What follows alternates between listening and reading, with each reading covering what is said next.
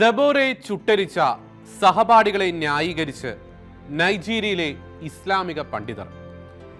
വടക്ക് പടിഞ്ഞാറൻ നൈജീരിയയിലെ സൊഗോട്ടോയിൽ പ്രവാചക നിന്ദാക്കുറ്റം ചുമത്തി ക്രിസ്ത്യൻ പെൺകുട്ടിയെ മുസ്ലിം സഹപാഠികൾ കല്ലെറിഞ്ഞു കൊന്ന് ചുട്ടരിച്ചു.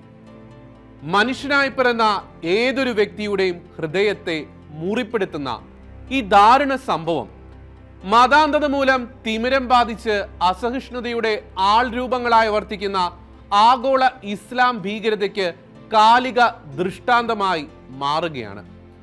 സ്വന്തം സഹപാഠിയെ പോലും മതത്തിന്റെ കണ്ണട വെച്ച് മാത്രം കാണാൻ കഴിയുന്ന അവസ്ഥ. മതത്തിനു വേണ്ടി എന്ത് ക്രൂരത ചെയ്യാനും മടിക്കാത്തവർ. ഇവർ ഏതെങ്കിലും മുസ്ലിം തീവ്രവാദ സംഘടനകളിൽ പ്രവർത്തിക്കുന്നവരല്ല, ക്ലാസ് റൂമിലെ സഹപാഠികളാണ്. ഈ കൊലപാതകവും അതിന്റെ കാരണവും അറിഞ്ഞാൽ ലോക മനസ്സാക്ഷി മരവിച്ചു പോകും. ഇസ്ലാം ഭീകരത ലോകത്തിന് തന്നെ വിപത്താണെന്ന് മുന്നറിയിപ്പ് നൽകിയിട്ടും അത് ഗൗനിക്കാത്തവർക്കും നിർബന്ധിത ഇസ്ലാമിക വൽക്കരണം മുഴുലോകത്തിനും വരുത്തുന്ന ആപത്തിനെ കുറിച്ച് അന്വേഷിക്കുന്നവർക്കും ഉത്തരമാണ് ഈ സംഭവം. സൊഗോട്ടോയിലെ ഷെഹുഷാഗരി കോളേജിലെ എക്കണോമിക്സ് വിദ്യാർത്ഥിനിയായിരുന്നു ദബോറ സാമുവൽ എന്ന ക്രിസ്ത്യൻ പെൺകുട്ടി. പരീക്ഷയിൽ എങ്ങനെയാണ് വിജയിച്ചത് എന്ന ഒരു സഹപാഠിയുടെ ചോദ്യത്തിന് അവൾ തന്റെ കർത്താവിനെ ഉയർത്തി ഇപ്രകാരം പറഞ്ഞു: യേശു അത്യുന്നതനാണ്, അവൻ പരീക്ഷയിൽ ജയിക്കാൻ എന്നെ സഹായിച്ചു. ഇതാ വാട്സപ്പ് ഗ്രൂപ്പിലെ മുസ്ലിം വിദ്യാർത്ഥികൾക്ക് ഇഷ്ടപ്പെട്ടിരുന്നില്ല. അവളുടെ ക്ലാസ്സിലെ പഠന പുരോഗതിക്കായി ഒരുക്കിയ വാട്സപ്പ് ഗ്രൂപ്പിൽ പഠന വിഷയങ്ങൾ കൂടാതെ ഒരു പറ്റം വിദ്യാർത്ഥികൾ നിരന്തരമായി ഇസ്ലാം മതത്തെ പ്രകീർത്തിക്കുന്ന പോസ്റ്റുകളും ഫോട്ടോകളും വീഡിയോകളും അപ്ലോഡ് ചെയ്തപ്പോൾ സഹികെട്ട ദബോറ, ഡിയർ ഫ്രണ്ട്സ്, ഇത് നമ്മുടെ പഠനാവശ്യങ്ങൾക്കുള്ള ഗ്രൂപ്പല്ലേ, ഇതിൽ പഠന വിഷയങ്ങളല്ലാതെ മറ്റ് വിവരക്കേടുകൾ പോസ്റ്റ് ചെയ്യാതിരുന്നുകൂടെ എന്നൊരു ഓഡിയോ ഗ്രൂപ്പിലിട്ടു. ഉടനെ മതവെറിയനായ അവളുടെ ഒരു സഹപാഠി അവളുടെ ഓഡിയോ പ്രവാചക നിന്ദയാക്കി ചിത്രീകരിക്കുകയും തീവ്ര ഇസ്ലാം ചിന്തകൾ ഹൃദയത്തിൽ കാത്തു സൂക്ഷിക്കുന്ന കുട്ടികൾ അത് ഏറ്റെടുക്കുകയും ചെയ്തു. ആ വോയിസ് ക്ലിപ്പുകൾ നൈജീരിയ മുഴുവനും വൈറലായി മാറി. മതവെറി പൂണ്ട ക്രൂരന്മാരുടെ പ്രചരണം മൂലം അത് ഏറ്റുപിടിച്ച അവളുടെ സഹപാഠികൾ ദബോറയെ കൊല്ലാൻ പാഞ്ഞെത്തി. പ്രാണരക്ഷാർത്ഥം അവൾ സ്കൂളിലെ സെക്യൂരിറ്റി ബോക്സിൽ അഭയം തേടി. എങ്കിലും അവളെ അവിടെ നിന്നും വലിച്ച് വഴിയിലിറക്കി നിർദ്ദയം കല്ലെറിഞ്ഞും മർദ്ദിച്ചും അവർ കൊന്നുകളഞ്ഞു. അവളുടെ പ്രാണൻ നിലച്ചിട്ടും കലിയടങ്ങാത്ത കാബാലികരായ സഹപാഠികളും നാട്ടുകാരും അവളുടെ മൃതശരീരം കത്തിച്ച് ചാമ്പലാക്കി അതിനടുത്ത് നിന്ന് ഉന്മാദ നൃത്തം ചവിട്ടി. എല്ലാവർക്കും തുല്യാവകാശമുള്ള പഠന ഗ്രൂപ്പിൽ ഒരു നിർദ്ദേശം നൽകിയത് മൂലം ആ നിഷ്കളങ്ക കൗമാരം അങ്ങനെ ഒരു പിടി ചാരമായി മാറി. ഇവിടെയും തീർന്നില്ല ഈ സംഭവം. കഴിഞ്ഞ ദിവസം വടക്കൻ നൈജീരിയയിലെ സൊഗോട്ടോയിൽ വലിയ പ്രതിഷേധങ്ങളുമായി ആയിരക്കണക്കിന് മുസ്ലിം ചെറുപ്പക്കാർ തെരുവിലിറങ്ങി. കണ്ണിൽ കണ്ടതെല്ലാം അവർ കത്തിക്കുകയും ക്രൈസ്തവരുടെ സ്ഥാപനങ്ങളും കത്തീഡ്രൽ അടക്കമുള്ള ദേവാലയങ്ങളും കടകമ്പോളങ്ങളും തെരഞ്ഞു പിടിച്ച് അഗ്നിക്കിരയാക്കുകയും അതിനെ ചെറുക്കാൻ ശ്രമിച്ച പോലീസിനെ പോലും അവർ ആക്രമിക്കുകയും ചെയ്തു. എന്തിനെന്നറിയുമ്പോഴാണ് നാം വീണ്ടും ഞെട്ടുക. സ്വന്തം സഹപാഠിയെ ചുട്ടരിച്ച സഹപാഠികളിൽ 2 പേരെ പോലീസ് പിടികൂടിയത്രേ.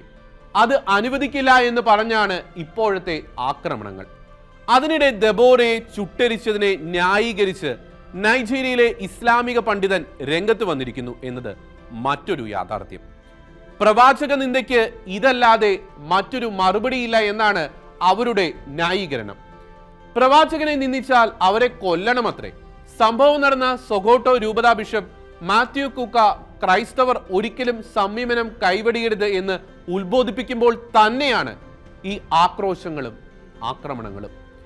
ആഫ്രിക്കയിൽ 26 കോടിയിൽ പരം ജനങ്ങൾ തിങ്ങിപ്പാർക്കുന്ന രാജ്യമാണ് നൈജീരിയ. 250-ലധികം ഭാഷകളും 100ഓളം ഗോത്രവർഗങ്ങളും വിഭിന്നമായ സംസ്കാരങ്ങളും സമന്വയിക്കുന്ന വൈവിധ്യപൂർണമായ ഒരു രാജ്യം. ക്രൈസ്തവ ഭൂരിപക്ഷമായിരുന്ന നൈജീരിയയിൽ സമാധാനപൂരിതമായ അന്തരീക്ഷമാണ് ഒരു കാലത്ത് നിലനിന്നിരുന്നത്. ദൗർഭാഗ്യമെന്ന് പറയട്ടെ, അവിടെ വിനാശത്തിന്റെയും അസമാധാനത്തിന്റെയും അന്തക വിത്തുകളായി ഇസ്ലാം മതഭീകരർ അധിനിവേശം നടത്തി. പിന്നീട് അത്യന്തം നാശകരമായ വിപത്തുകളുടെ ഭീതി നൈജീരിയയ്ക്ക് നൽകിക്കൊണ്ട് ഇസ്ലാമികവൽക്കരണം മുന്നേറുന്ന ദുരന്ത കാഴ്ചകളാണ് കണ്ടത്.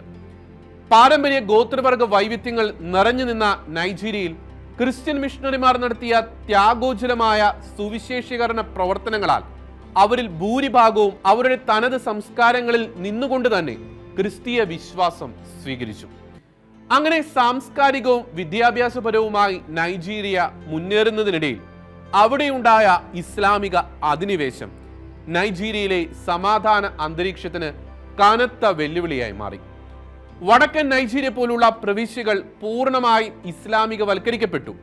ഖുറാന്റെ പേര് പറഞ്ഞ് പാവപ്പെട്ട കുട്ടികളെ കിരാതമായി കൊല്ലുകയും ബലാത്സംഗം ചെയ്യുകയും ചെയ്യുന്ന ഇസ്ലാമിസ്റ്റുകളുടെ വലിയ ആഗോള ഭീകര സംഘടനയായ ബോക്കോ ഹറാം ജന്മം കൊണ്ടതും അവിടെ തന്നെയായിരുന്നു. ഇത്രമേൽ അധപതിച്ച, കണ്ണിൽ ചോരയില്ലാത്ത മറ്റൊരു ഭീകര സംഘടന ഭൂമിയിൽ വേറെയില്ല. ഈ ദാരുണ സംഭവം ഉണ്ടായി 3-4 ദിവസങ്ങൾ കഴിഞ്ഞിട്ടും അതിനെതിരെ ഒന്ന് പ്രതികരിക്കാനോ മതവെറി പൂണ്ട് നടക്കുന്ന ഇസ്ലാം തീവ്രവാദികളെ തുറന്നു കാണിക്കാനോ ഇവിടുത്തെ മുഖ്യധാര മാധ്യമങ്ങൾ മടിക്കുന്നത് അപലപനീയം തന്നെ.